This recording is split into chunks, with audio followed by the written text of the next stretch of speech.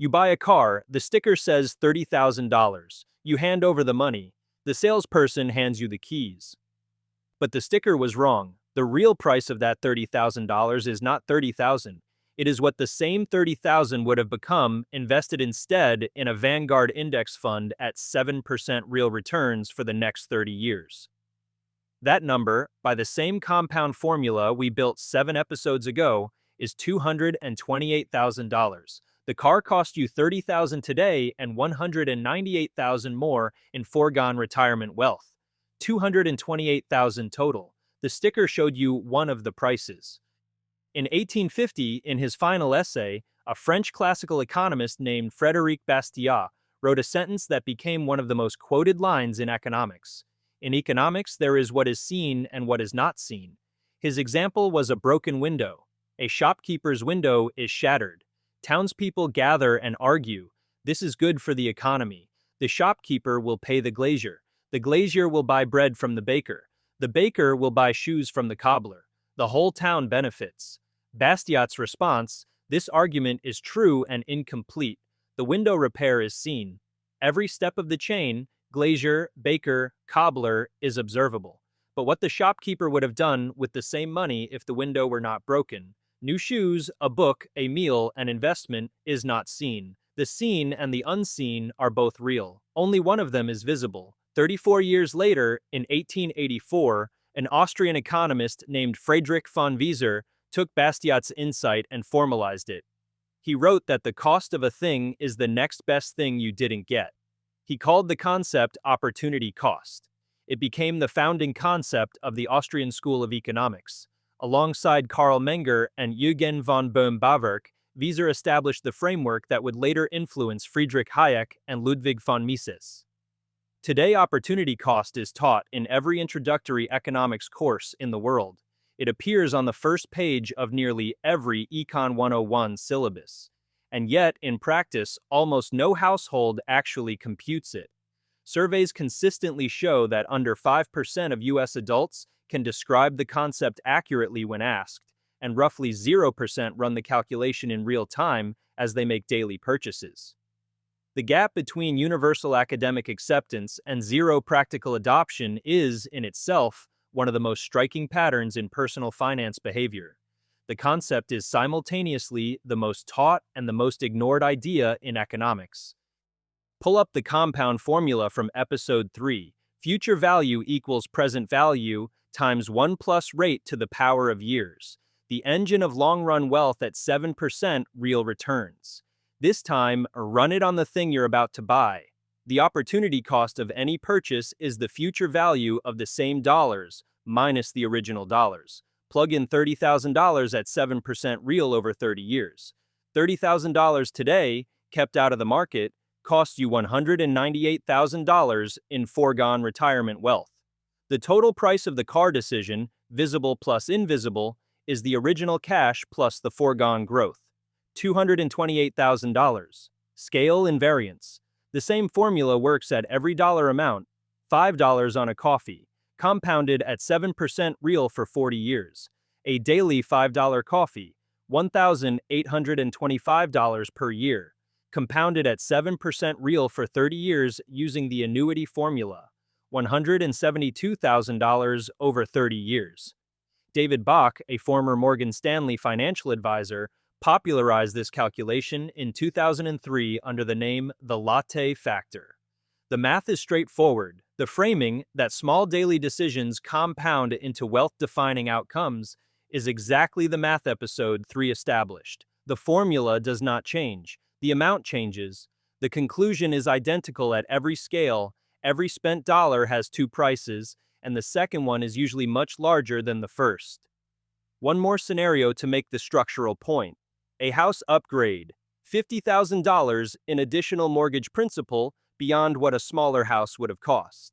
Same compound, same 7% real, same 30-year horizon. The $50,000 becomes $380,000.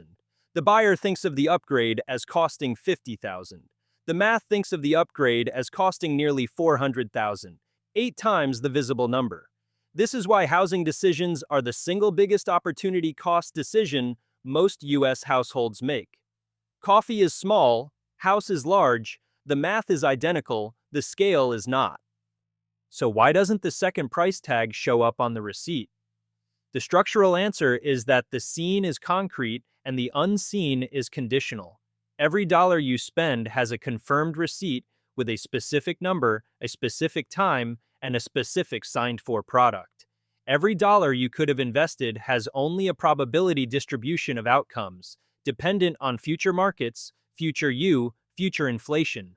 The brain treats the concrete and certain very differently from the abstract and probabilistic. The visible price feels real. The invisible price feels theoretical. This is the same cognitive distortion episode 6 identified in lottery players. Availability bias, the brain's habit of treating vivid examples as more probable than abstract ones. Applied to opportunity cost, the purchase is vivid. The foregone investment is abstract. So the purchase wins the decision every time, even though both numbers exist on the same compound curve. There is a second layer. The brain treats temporal distance like physical distance. Closer things look bigger. A psychologist named George Ainsley called this hyperbolic discounting. $100 today feels more valuable than $100 in 5 years. By 30 years out, the brain effectively rounds the future $100 to zero. The compound curve does the opposite. It amplifies the future dollar, not shrinks it. The brain and the math are pointed in different directions. This is the gap David Bach and the Austrian School of Economics have been trying to close for over a century. The math is settled, the intuition is not. 4 cases at 4 different scales. Case 1, the daily coffee, $5 a day, 365 days a year, $1,825 annually. Invested in a Vanguard index fund at 7%, real for 30 years, the same money compounds to $172,390. The visible cost of the coffee habit, about $55,000 over 30 years. The invisible cost, more than 3 times that. Case 2, the upgrade car. Buying a $30,000 car instead of investing the same amount at age 35 for the next 30 years. The opportunity cost, $228,000 by age 65. The driver paid $30,000 for transportation. The retiree they could have been paid $200,000 for foregone retirement wealth. Case 3, the lunch out, $12 a day, 250 working days per year, $3,000 annually, compounded at 7% real for 35 years, roughly $455,000. Almost $500,000 in retirement age wealth, traded for the convenience of not packing lunch. The lunches were good, they were also expensive in a way the receipt didn't say. Case 4, the critique.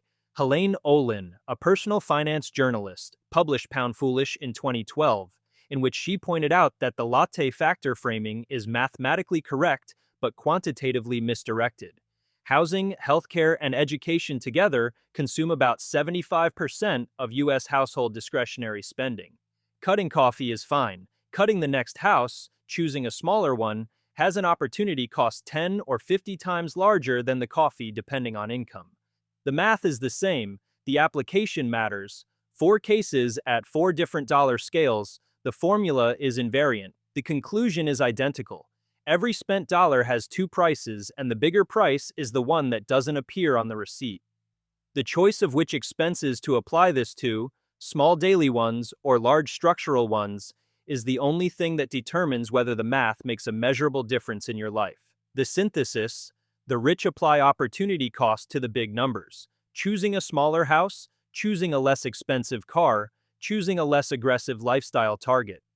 The savings, redirected into the index fund, compound at 7% real and end up as 8-figure portfolios over a working life. The middle class often applies opportunity cost to small numbers and skips the large ones. They cut the coffee while signing a mortgage twice the size of what they need. The math punishes neither path more than the other in absolute terms, but the path of large numbers compounds much faster.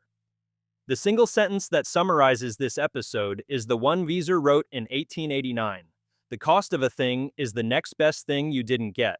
In modern terms, the cost of every spending decision is what the same dollar would have become if you had invested it instead. The visible price tag is the cash that left your account.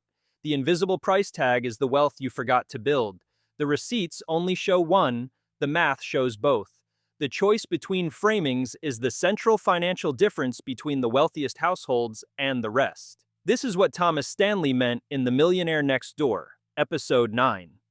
The typical US millionaire is not a high earner, but a consistent saver. The consistent saver is mathematically identical to a tag 2 thinker. They see the second price tag automatically. Every spending decision is implicitly compared to the same dollar in an index fund. If the visible thing is worth the invisible cost, they buy it. If not, they don't. The decision is symmetric. The math is settled. The rich think in second price tags. The middle class thinks in first price tags. Not because the rich have more dollars, because they have more patience to render the second tag in their head every time they swipe. There is one more layer worth saying out loud. Opportunity cost is not just about money. It is the general principle that every choice has a hidden cost equal to the best foregone alternative. The hour you spent on a low-value task is an hour not spent on a high-value one. The job you accepted is the dozen jobs you didn't apply to. The marriage you formed is every other relationship you did not. Wieser's framework is, at the deepest level, a theory of choice. Money is the most easily measured application, but the principle generalizes to every finite resource, including the one resource that compounds against the most aggressive rates of return, time. Before the open question, today's episode is sponsored. The sponsor. A private community for people who'd rather see both price tags than just one. Inside, we work through deep dive material on applied mathematics, behavioral economics, and the time value frameworks that compute opportunity costs in real life. If this episode resonates, the applied math and time value tracks inside go a layer deeper. Find the link below, right under the video. Now, back to the question. So if every dollar has two prices, does that mean you should buy nothing? The mathematical answer is no. The framework is not always pick the invisible price. The framework is always see the invisible price and then decide. There are purchases where the visible thing is worth more than the invisible alternative. A house that lets you build a family, a vacation that produces decades of memory, an education that increases your earning power by more than the foregone investment compounds too. These are not failures of opportunity cost reasoning. They are correct applications of it.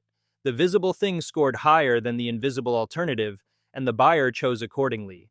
The failure mode is not seeing the second tag at all. That is what most households do most of the time. The visible price feels like the only price. The compound alternative never rendered, never enters the decision. So every decision defaults to yes whenever cash flow allows, which, as episode 9 showed, is the mechanism of lifestyle creep. The math does not prescribe asceticism. The math prescribes visibility. See both prices. Decide consciously. Some purchases are worth their opportunity cost. Most discretionary ones are not. The framework only works if you actually run it. There is no other shortcut. The compound machine does not check whether you ran the calculation. It simply rewards every dollar that was invested and forgets every dollar that wasn't. This is the 8th episode in one mathematical conversation. EP3 built compound interest up. EP4 ran it down through inflation. EP5 looked sideways at variance. EP6 found the zero in lottery tickets. EP7 gave us the multiplier, the 4% rule. EP8 inverted the compound curve into a credit card weapon. EP9 showed lifestyle creep as the slow leak that keeps high earners poor. EP10, this one, is the unifying frame. Every spent dollar has two prices. The second one is what every previous episode in this channel has been computing. Compound, decay, variance, zero, multiplier, weapon, creep. 2 tags, 8 concepts, 1 arithmetic. The Bernoulli equation runs every one of them. The opportunity cost frame is the meta pattern, the single accounting trick that makes every other episode in this channel actionable. Next episode, we look at the opposite question. Once you've decided to invest, where? Diversification. Why putting all of your savings into a single company, even a great company, is mathematically equivalent to ignoring everything we built about variance and distributions. Until then, render the second tag. Every time you swipe,